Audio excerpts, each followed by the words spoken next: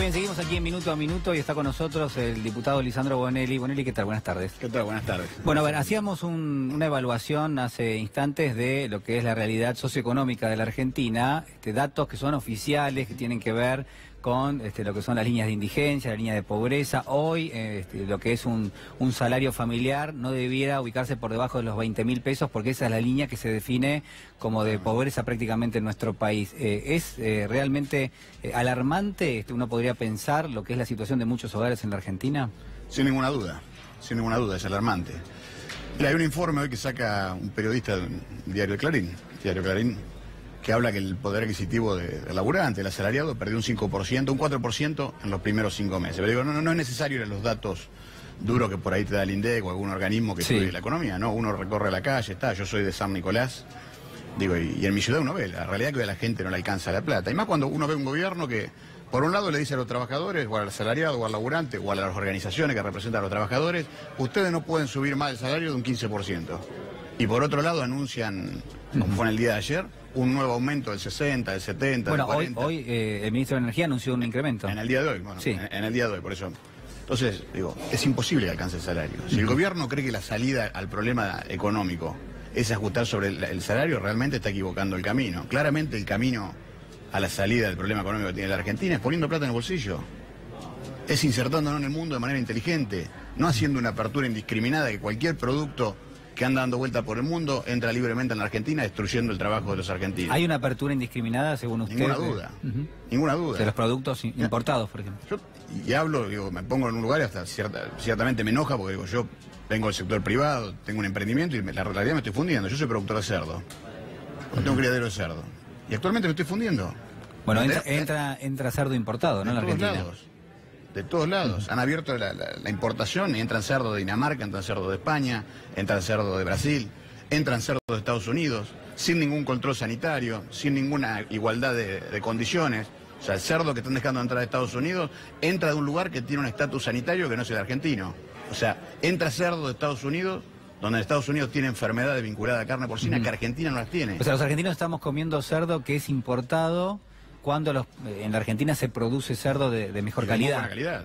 Y de muy buena calidad. ¿Y por qué se da? ¿Por qué se da este escenario? ¿Por qué el gobierno abre las fronteras para que ingresen estos productos? Porque al gobierno no le importa a la gente. Al gobierno no le importan los productores, no le importa al laburante. Digo, claramente, el gobierno decidió jugar para ciertos sectores de la economía, sectores concentrados del agro, grandes productores de soja, grandes productores de maíz, grandes estancieros, sectores financieros, los bancos son los grandes ganadores en los últimos 2 años en la Argentina, sectores de la minería, en detrimento del laburante, del que tiene un emprendimiento, del que tiene una panadería, del que tiene una pequeña pyme vinculada al calzado o a ropa.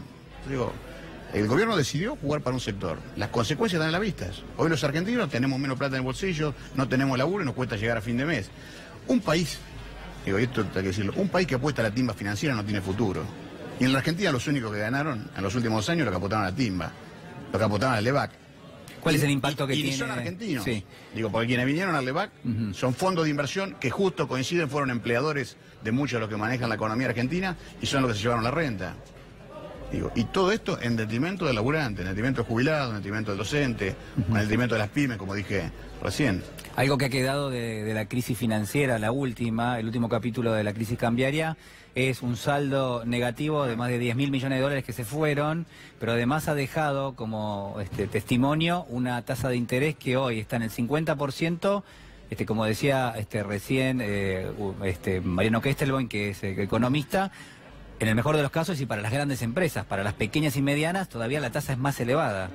¿Se puede producir con esa tasa? Hablo con conocimiento de causa porque hablo del sector privado, más allá de que yo sea diputado provincial. Sí, usted produce cerdo. Vayamos a descontar un cheque a un banco, te cobran el 70, el 80. Por eso digo, ¿cómo un país que al laburante que quiere producir, para descontar un cheque le cobra un 70-80% de interés? ¿Cómo puede producir?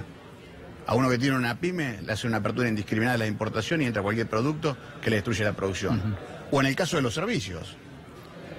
Tenés una pyme, hace 2 años vos pagabas tanto, hoy pagás un 1000% más en promedio de gas o de electricidad. Entonces, es imposible, claramente esto, y no lo digo por meter miedo, al revés, yo en lo personal estoy angustiado, yo quiero que a la Argentina le vaya bien, sea el gobierno de quien sea. Digo, quiero que le vaya bien, porque yo vivo en Argentina, soy argentino, mi familia, mi hijo vive acá, yo quiero que la Argentina le vaya bien.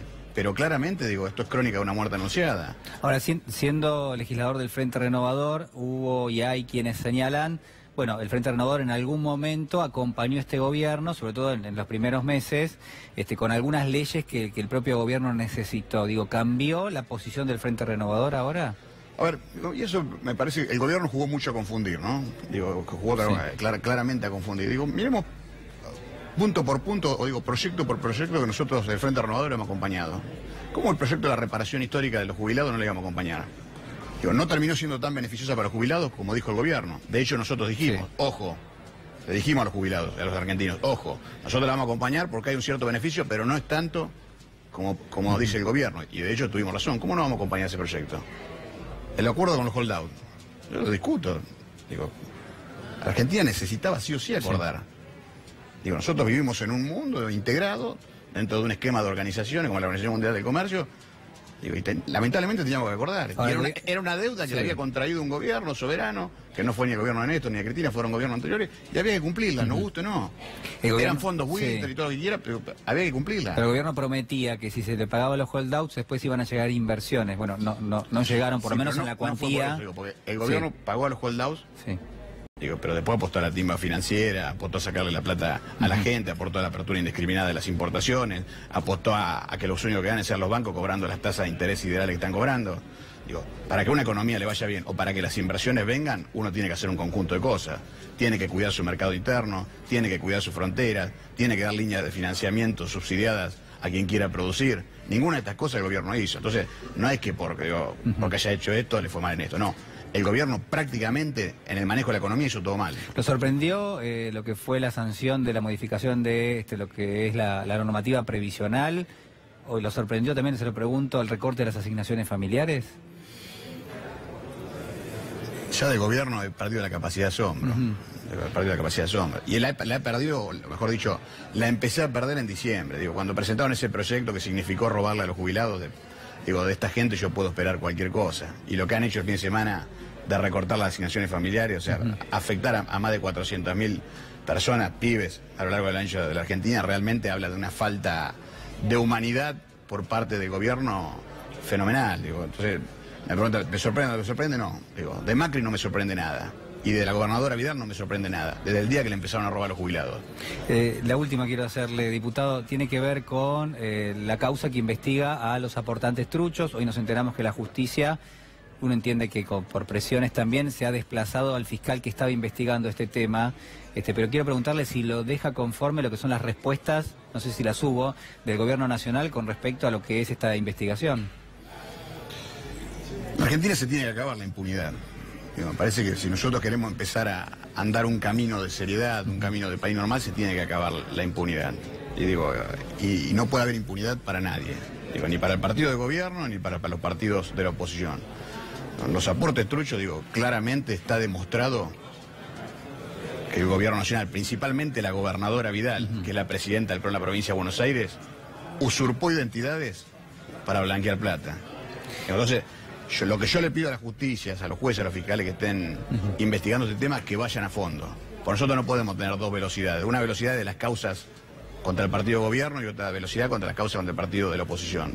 El que roba en la Argentina o el que comete un delito, sea oficialista o sea oposición, tiene que ir preso. Se tiene que acabar la impunidad. Diputado, muchísimas gracias por estar con nosotros, ha sido muy amable. 21 minutos pasan de las 5 de la tarde. Repasamos ahora los datos del tránsito con el señor Cristian.